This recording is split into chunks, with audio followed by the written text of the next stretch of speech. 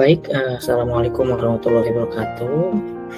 Baik, kami dari kelompok 6 akan mempresentasikan terkait mata kuliah bisnis internasional dengan materi manajemen strategi internasional. Baik, di sini kami beranggotakan 5 orang untuk kelompok 6. Yang pertama Yana Stiana, yang kedua saya sendiri Angga Sastra Bratayuda, yang kemudian Malik Ibrahim, yang ketiga Rizky Yulianto, dan yang terakhir Rizal F. Ajmal. Baik, untuk pertama yaitu terkait tujuan pembahasannya. Yang pertama yaitu tujuannya itu untuk menganalisis teknik yang digunakan untuk pemilihan strategi yang tepat. Yang kedua, menjelaskan berbagai strategi yang digunakan untuk mencapai sasaran. Yang ketiga, isu-isu penting yang mendasari pemilihan struktur organisasi. Dan yang terakhir yaitu tujuannya itu untuk menjelaskan struktur organisasi internasional dan jenis-jenis tim kerja internasional. Kemudian ini ada proses formulasi strategi. Di sini ada 3 tahapan. Yang tahap pertama yaitu terkait identify company mission and goals, yang di dalamnya mengenai definisi terkait bisnis. Yang kedua, definisi terkait objek. Yang kedua yaitu tahapnya yaitu identify core competency and value creating activities, yang di dalamnya ada analyze from unique abilities. Yang kedua, analyze from firms primary activities. Yang ketiga, analyze firm support activities. Dan yang terakhir, analyze national and international business environments. Dan yang stage yang terakhir yaitu formulate strategies, yang di dalamnya terkait select multinational or global strategy. Yang kedua, formulate corporate level strategy. Yang ketiga, formulate business level strategies. Dan yang keempat yaitu formulate department level strategies.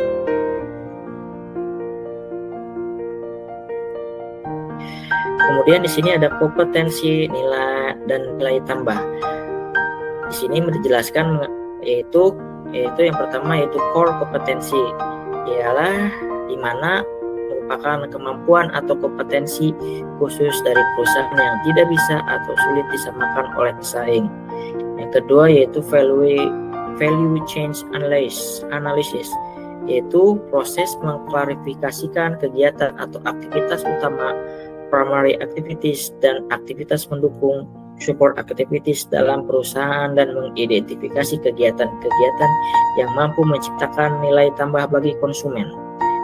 Di sini ada bagian terkait primary activities, yaitu di mana ada alurnya itu terkait logistik, production, marketing and sales, dan terakhir customer service. Di sini juga ada support activities, di mana di dalamnya terkait business infrastructure, human resource, technology development, dan resourcing.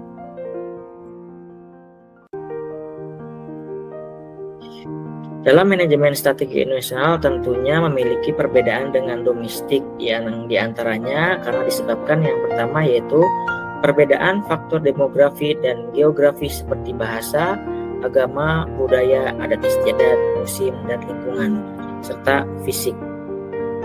Yang kedua yaitu perbedaan sistem politik dan hukum. Tentunya dalam hal ini setiap negara mempunyai sistem politik hukumnya masing-masing yang perlu dipahami dan ditaati oleh masing-masing kedua belah pihak negara.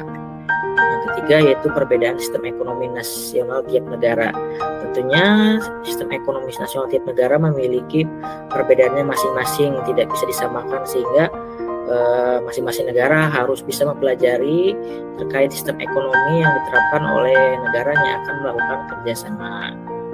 Yang terakhir yaitu perbedaan lingkungan bisnis tiap negara. Setiap negara memiliki lingkungan bisnis yang berbeda-beda, tidak bisa disamaratakan, sehingga yang dari poin-poin 1, 2, 3 yaitu sebuah negara perlu memahami dan mempelajari terkait kondisi sebuah negara, baik sistem ekonomi, sistem politik, maupun sistem lingkungan bisnis tiap negara. Dalam hal ini terkait formulasi strategi internasional akan disampaikan oleh Mas Malik. Mas Malik, dipersilakan. Perkenalkan, saya Malik Ibrahim. Di sini saya akan melanjutkan materi tentang manajemen strategi internasional, di mana pada materi kali ini terdapat 4 formulasi yang memaparkan setiap strategi internasional. Yang pertama adalah pemilihan strategi internasional yang mencakup tentang multinasional atau global. Yang kedua adalah strategi tingkat perusahaan. Yang ketiga adalah strategi tingkat proses bisnis, dan yang keempat adalah strategi tingkat departemen. Selanjutnya saya akan menjelaskan tentang kelemahan dan kelebihan dari dua macam strategi internasional berikut. Yang pertama adalah strategi multinasional atau multidomestik. Strategi ini adalah strategi yang menyesuaikan produk dan strategi pemasaran berdasarkan kondisi pada setiap negara. Kelebihan pada strategi ini adalah lebih cepat dan efektif dalam merespon keinginan konsumen pada setiap negara yang dinamis. Lalu kekurangannya adalah kurang dalam meningkatkan skala ekonomi, dan biaya yang dikeluarkan biasanya lebih tinggi pada jenis strategi ini. Yang kedua adalah strategi global. Strategi ini menawarkan produk dan menggunakan strategi pemasaran yang sama pada setiap negara. Kelebihan pada strategi ini adalah biaya yang lebih kecil karena kesamaan kondisi tiap negara tidak membutuhkan biaya tambahan yang lebih besar. Kekurangannya adalah perusahaan kurang bias mengantisipasi perbedaan penting dan unik konsumen pada setiap negara. Kemudian saya akan menjelaskan 3 level dari strategi perusahaan. Dapat dilihat pada gambar ini, terdapat corporation yang memiliki 3 business unit, yaitu ada business unit 1, business unit 2, dan business unit 3. Namun pada setiap business unit ini terdapat 5 departemen, yaitu ada research and development, production, lalu departemen accounting, marketing and sales, dan departemen human resource. Baik, saya akan melanjutkan pembahasan dari teman saya. Selanjutnya yaitu mengenai strategi tingkat perusahaan. Strategi tingkat perusahaan merupakan rencana keseluruhan yang diambil oleh sebuah perusahaan untuk mencapai tujuan jangka panjang dan menciptakan nilai bagi pemangku kepentingan. Biasanya strategi ini mencakup 4 jenis strategi. Yang pertama yaitu strategi pertumbuhan atau yang lebih dikenal dengan growth strategi. Strategi pertumbuhan biasanya untuk meningkatkan skala atau ukuran kegiatan atau ruang lingkup jenis kegiatan operasional maupun tujuannya untuk memperluas pasar sehingga meningkatkan pendapatan dan memperkuat posisi kompetitif. Biasanya ada 4 hal yang harus diperhatikan, yaitu ekspansi pasar, pengembangan produk, diversifikasi, dan integritas verifikasi. Yang kedua yaitu ada strategi penghematan atau replenishment strategi. Replenishment strategi ini tujuannya untuk mengurangi skala atau ruang lingkup bisnis perusahaan.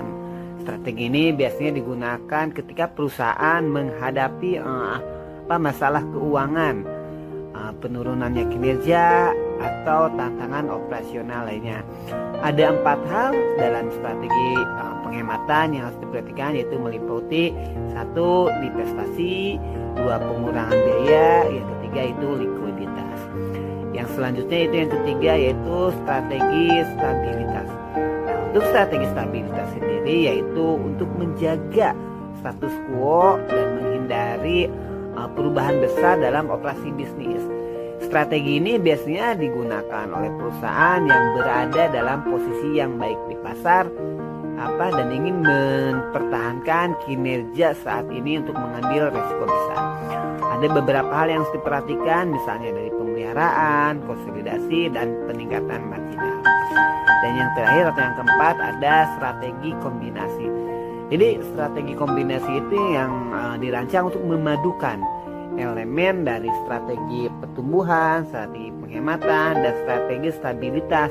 Agar apa? Agar perusahaan mungkin menggunakan strategi kombinasi untuk menyesuaikan dengan situasi pasar yang beragam dan kebutuhan bisnis berbeda. Misalnya Sebuah perusahaan bisa mengadopsi strategi pertumbuhan di satu unit bisnis yang sedang berkembang, atau mengimplementasikan strategi penghematan di unit bisnis lain yang berkurang menguntungkan, atau juga bisa untuk mempertahankan strategi stabilitas di unit bisnis yang sudah mapan dan beroperasi dengan baik.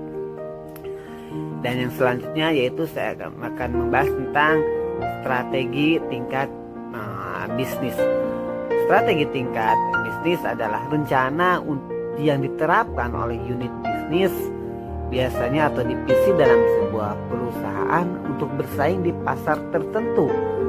Strategi ini biasa berfokus pada suatu unit bisnis untuk mencapai keunggulan yang kompetitif. Ada 3 mengenai strategi tingkat bisnis ini. Yang pertama yaitu strategi biaya rendah atau low cost leadership strategi. Biasanya ini berfokus untuk mencapai dan mempertahankan struktur biaya yang lebih rendah daripada pesaing atau dalam suatu industri. Biasanya perusahaan menggunakan strategi berusaha untuk menawarkan produk atau layanan dengan harga yang rendah, tetapi tetap memiliki kualitas sehingga memiliki ketertarikan terhadap konsumen. Ada beberapa hal yang harus diperhatikan, misalnya skala ekonomi, efisiensi operasional, kontrol biaya yang ketat, atau inovasi produk. Yang kedua yaitu strategi diferensiasi atau strategi diferensiasi biasanya berfokus pada atau menawarkan produk atau layanan yang unik dan berbeda dari pesaing sehingga memberikan nilai tambahan kepada konsumen. Tujuan utama dari strategi ini adalah untuk menetapkan harga premium. Ada beberapa yang diperhatikan, misalnya desain dan feature produk, atau kualitas, atau merek dan reputasi, dan bisa juga misalnya cara memperhatikan layanan pelanggan. Yang terakhir atau yang ketiga ada strategi fokus. Strategi fokus biasanya melayani segmen pasar tertentu atau caruk pasar dengan lebih baik daripada pesaing yang menargetkan pasar yang lebih luas. Biasanya perusahaan yang menggunakan strategi ini dapat memilih untuk menerapkan strategi biaya rendah atau diferensiasi dalam segmen pasar yang lebih spesifik. Misalnya fokus biaya rendah nih, menawarkan produk atau layanan dengan biaya rendah kepada pasar tertentu yang sangat sensitif, atau juga misalnya dengan fokus diferensiasi, menawarkan produk atau layanan yang unik dan berbeda kepada segmen pasar tertentu yang memiliki kebutuhan atau preferensi. Keuntungan dari strategi fokus yaitu kemampuan perusahaan untuk memahami dan memenuhi kebutuhan spesifik dari segmen pasar yang ditargetkan, sehingga memiliki pelanggan atau menciptakan loyalitas yang tinggi. Selanjutnya yaitu strategi tingkat departemen. Strategi tingkat departemen adalah rencana yang disusun oleh setiap departemen dalam perusahaan untuk mencapai tujuan yang lebih spesifik yang sejalan dengan strategi perusahaan, sehingga fokus pada kegiatan utama, misalnya seperti logistik masuk, operasional, logistik keluar, dan sebagainya, di mana dia strategi tingkat departemen ini untuk mendukung kualitas atau keberlangsungan dari strategi perusahaan itu sendiri. Sekian, selanjutnya akan dilanjutkan oleh teman saya. Terima kasih. Struktur organisasi internasional adalah cara di mana perusahaan membagi kegiatannya di antara unit-unit yang terpisah. Yang pertama, pengambilan keputusan terpusat. Terjadi pada level manajer puncak di induk perusahaan dan membantu mengkoordinasikan operasi anak-anak perusahaan internasional. Yang kedua, pengambilan keputusan yang terdesentralisasi terjadi di tingkat anak perusahaan dan mengakomodasi kebutuhan lokal di anak perusahaan. Ketika merancang struktur manajer, harus mempertimbangkan tingkat koordinasi yang diperlukan antara berbagai kelompok dalam perusahaan dan beberapa banyak fleksibilitas yang diperlukan struktur perusahaan. Adapun jenis-jenis struktur organisasi internasional adalah yang pertama struktur divisi internasional, yang kedua struktur area internasional, yang ketiga struktur produk global, yang keempat struktur matrik global. Struktur divisi internasional adalah struktur yang memisahkan aktivitas bisnis domestik dan internasional dengan cara membuat divisi internasional sendiri yang dipimpin oleh seorang kepala divisi atau jabatannya setingkat dengan divisi bisnis domestik. Assalamualaikum warahmatullahi wabarakatuh. Sebelumnya perkenalkan, nama saya Rizky Yulandari Putra, NIM 111217171. Pada kesempatan kali ini, saya akan melanjutkan presentasi dari kelompok kami mengenai strategi bisnis internasional. Struktur dalam konteks area internasional mengacu pada organisasi, lembaga, dan juga kerangka yang mengatur hubungan antar negara di tingkat global. Ini mencakup berbagai lembaga internasional seperti PBB atau Perserikatan Bangsa-Bangsa, WTO, Organisasi Perdagangan Dunia, IMF, Dana Moneter Internasional, serta berbagai badan lainnya yang bertujuan untuk mempromosikan kerjasama internasional, mengatasi konflik, dan juga memfasilitasi pembangunan ekonomi global. Struktur ini juga melibatkan perjanjian internasional, hukum internasional, dan juga norma-norma yang mengatur perilaku negara-negara di arena internasional. Baik, selanjutnya ada struktur produk global. Struktur produk global mengacu pada organisasi dan pengelolaan produk perusahaan untuk memenuhi permintaan dan ekspektasi konsumen di pasar global. Ada beberapa aspek utamanya, yaitu ada portofolio produk. Ini mencakup semua produk dan layanan yang ditawarkan oleh perusahaan di berbagai pasar global. Portofolio produk dapat mencakup produk yang sama dengan penyesuaian tertentu untuk memenuhi kebutuhan lokal atau produk yang sepenuhnya disesuaikan untuk pasar tertentu. Yang selanjutnya ada pengembangan produk. Proses ini melibatkan penyesuaian atau pengembangan produk baru untuk pasar global. Ini termasuk penentuan fitur produk, desain, kualitas, dan harga yang relevan dengan referensi dan regulasi lokal di setiap pasar. Lalu yang selanjutnya ada manajemen rantai pasokan. Struktur produk global membutuhkan manajemen rantai pasokan yang terintegrasi dan efisien. Ini mencakup perencanaan produksi, pengelolaan stok, logistik, distribusi, dan pengendalian kualitas untuk memastikan ketersediaan produk secara tepat waktu di seluruh pasar global. Selanjutnya ada strategi pemasaran.